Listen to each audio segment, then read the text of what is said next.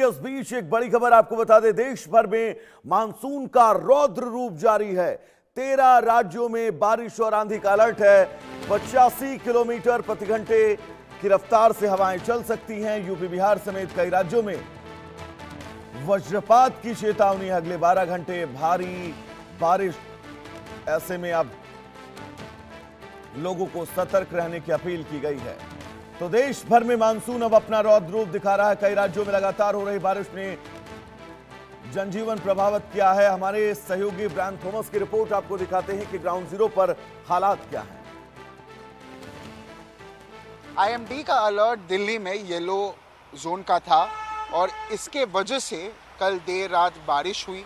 लगातार 2 घंटे शाम को भी बारिश हुई। इसके वजह से जो यातायात है, जो ट्रैवलिंग है, वो बहुत ज़्यादा लोगों के लिए कठिन हो गए। इसके वजह से वाटर लॉगिंग के सिचुएशन देखे गए।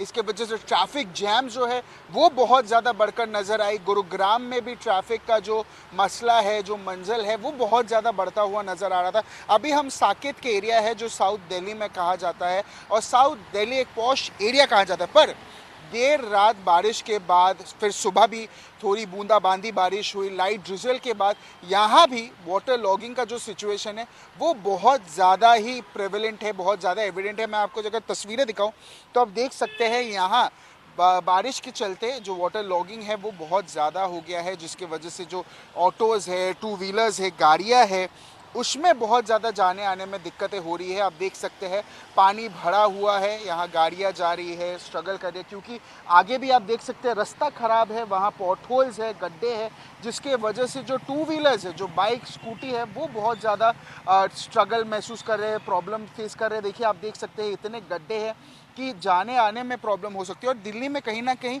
ये प्रॉब्लम बहुत ज़्यादा है कि अगर बारिश होती है, एक वाटर लॉगिंग सिचुएशन बहुत ज़्यादा हो जाता है, जैसे जल भराव। इसके वजह से फिर जो रास्ते, जो टूटे रास्ते हैं, उनमें पानी जम जाता है, जिसके वजह से जो यातायात है, जो ट्रैवलिंग है, उसमें बहुत प्रॉब्लम्स देखने को मिलती है।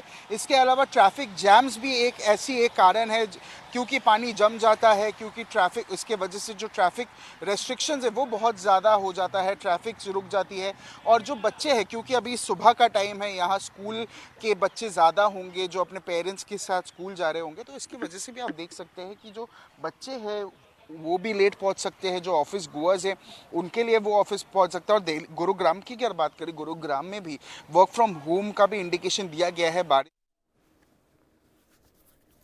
तो दिल्ली के हालात क्या हैं ये आपने देखा। अब आगे बढ़ेंगे। इस बीच बड़ी खबर आपको सूरत से बता दें। सूरत में भारी बारिश से हालात बिगड़े हैं। सारथी कॉम्प्लेक्स की पहली मंजिल पूरी तरह से डूब चुकी है। करीब 30 दुकानें जलमग्न हो गई हैं। 2100 लोगों को सुरक्षित स्थानों पर पहुंचाया गया है। सूरत में स्कूल, कॉलेज, आंगनबाड़ी सब कुछ बंद है। शाहिद हमारे साथ जुड़े हुए हैं तमाम जरूरी अपडेट्स के साथ। शाहिद, गुजरात के सूरत की तस्वीर इस वक्त हम अपने दर्शकों को टीवी स्क्रीन पर दिखा रहे हैं, लेकिन सबसे ज्यादा मुश्किलें अगर बात करें तो मुंबई में हैं। मुंबई के हालात क्या हैं एक बार बताइएगा, और इन तस्वीरों को लेकर अगर सूरत के हिसाब से आपके पास कोई जानकारी हो तो वो भी साझा करिए। शाहिद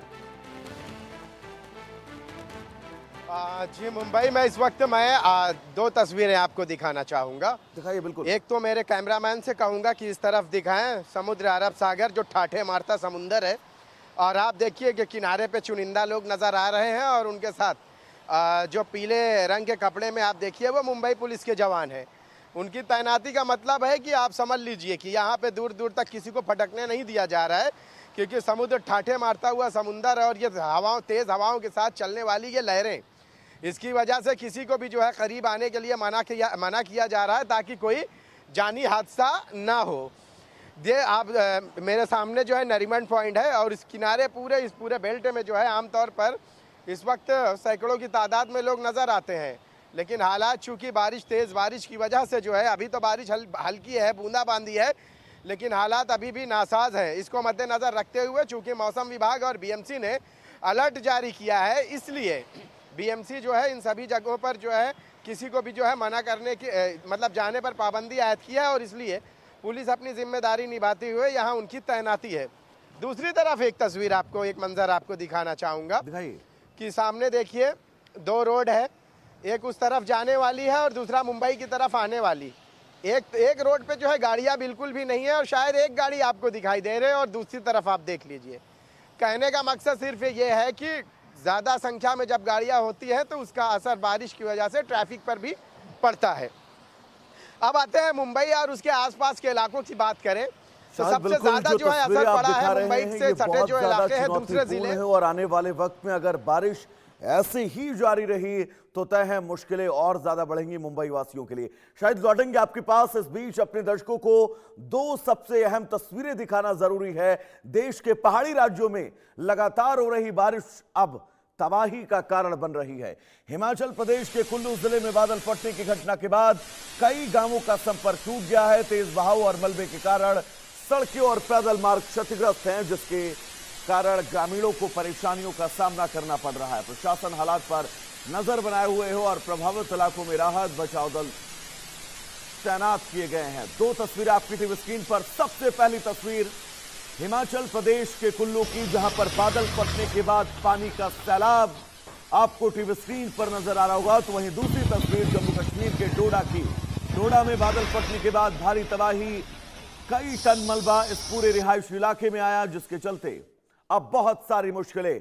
इन दो तस्वीरों के बाद अब तीन तस्वीरें। सबसे पहली तस्वीर मुंबई की, क्योंकि शाहिद लगातार आपको वो अपडेट पहुंचा रहे हैं मुंबई से कि वहां के हालात क्या हैं और आप इन तस्वीरों के जरिए भी मुंबई का हालात समझ सकते हैं।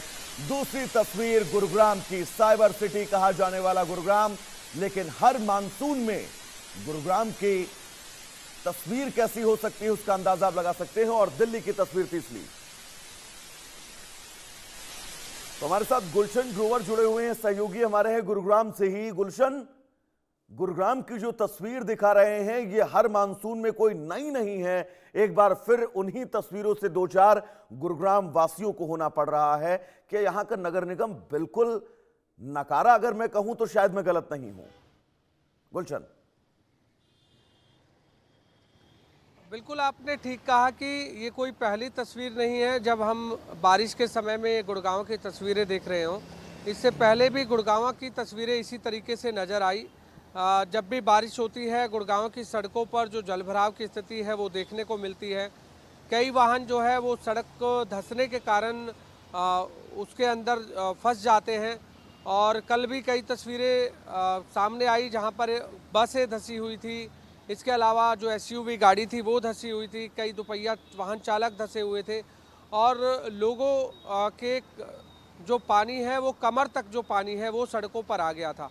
ये तस्वीरें कल गुड़गांव की देखने को मिली।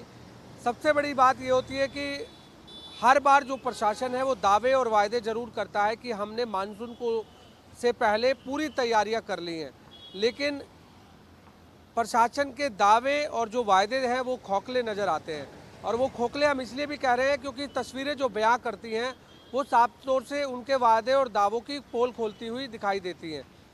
कल ऐसा गुड़गांव में कोई इलाका नहीं था जहां पर पानी नहीं भरा हो। गुड़गांव के कई ऐसे पोश इलाके भी थे जहां पर कल लोगों को पानी भरने के कारण, जलभराव भरने के कारण दो चार होना पड़ा। लोगों की जो रफ्तार है वो धीमी पड़ गई। कई स्कूली बसें जो हैं वो जाम में फंसी। 2-2, 3-3 घंटे तक स्कूली बच्चों को अपने स्कूल से घर तक पहुंचने में समय लगा। इस तरह की तस्वीरें जो है वो नजर आई। जो तस्वीरें गुरुग्राम से हर साल सामने आती हैं और सबसे बड़ी बात यह है कि ये तस्वीरें हर साल रिपीट होती हैं, कोई नई बात नहीं है। फिलहाल गुलशन आपका बहुत बहुत शुक्रिया तमाम जरूरी अपडेट्स के लिए। शाहिद आपका भी बहुत बहुत शुक्रिया।